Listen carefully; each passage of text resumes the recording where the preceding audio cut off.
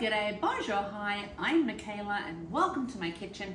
Today we are making a breakfast bar. So it's a great breakfast to have if you're on the go. You can make them ahead of time and just grab them. So we've taken some dates that we've soaked and I'm putting them in my blender. And to that we're going to add some almond butter and we're going to blend it up. So let's just add that.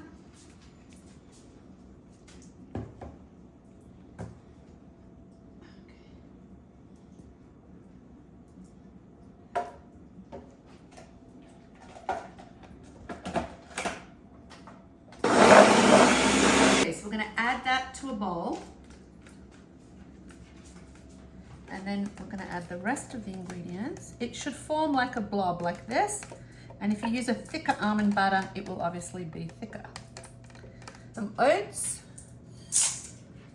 some black and white sesame seeds, and then some chopped nuts.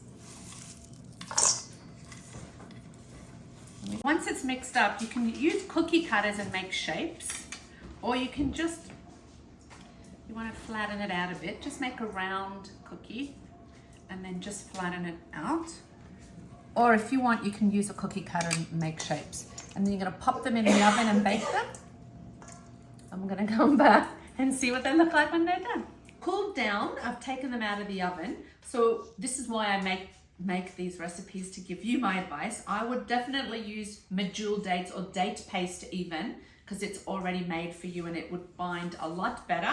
And I would probably add some cut dried fruit, and I would probably, you can swap out the almond butter for peanut butter. But here they are. It's a delicious little breakfast cookie that you can grab and have on the run. It's like a granola baked cookie. So there you have it. Enjoy.